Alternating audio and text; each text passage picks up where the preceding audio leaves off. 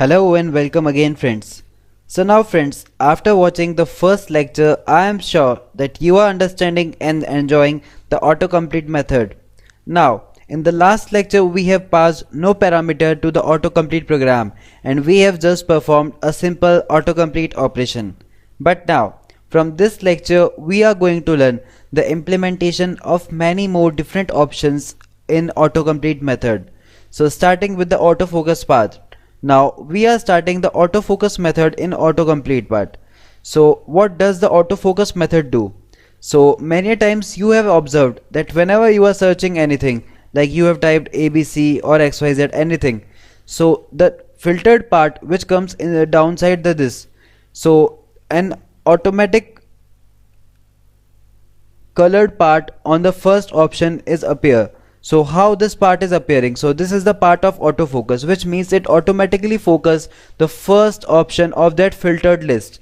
So in this way we are going to perform a simple program based on the last option, so that how we can use the autofocus method.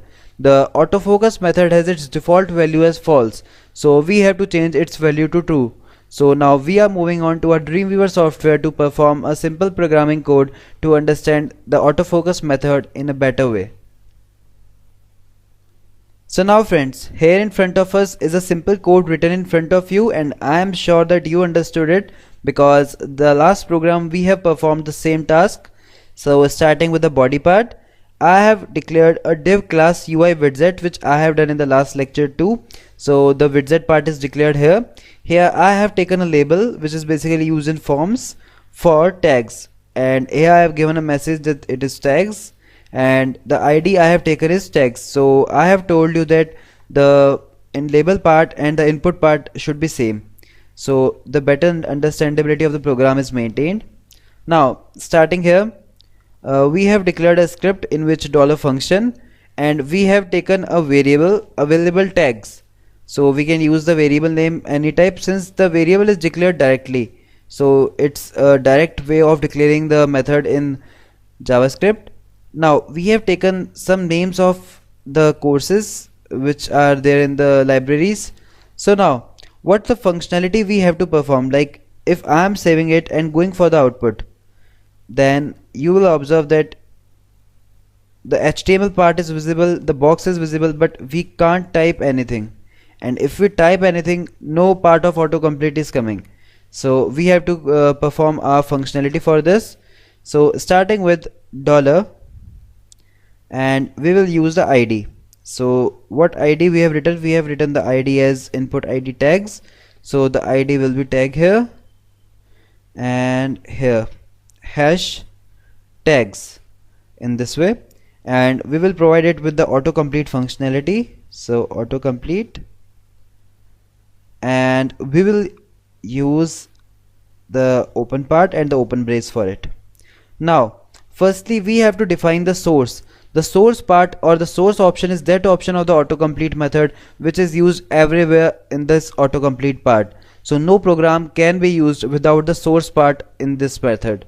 So firstly we will define a source for it, and as you all know that the source is the part in which all these things are declared.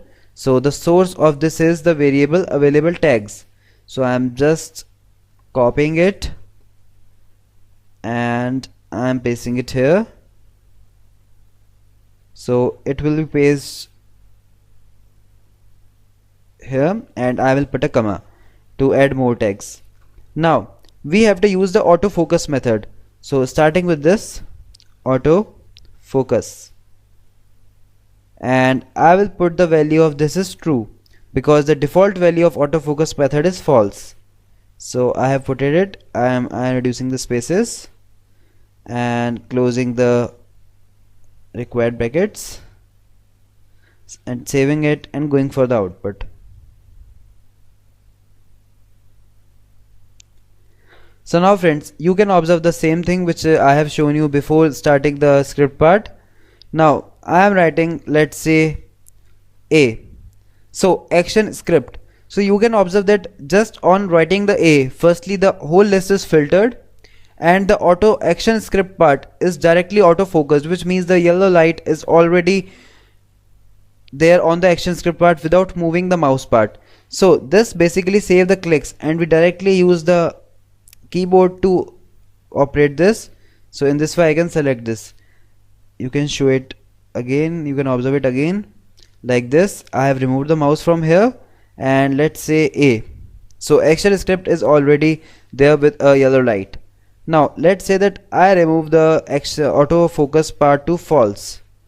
So I am changing the properties, I am saving it and I am going for the output. Now let's say I use A. The functionality will be performed but the action script part is not auto focused. Now we have to focus it using our mouse. So in this way we can use the autofocus functionality in autocomplete method. So friends, I am sure that you understood that how we can use the autofocus method. It's just a simple example, only we have to change the autofocus part here to true and false. So the false is the default value and the true is the value which we can enter. So friends, we will soon meet in a next lecture with some new concept. Thank you for watching this lecture.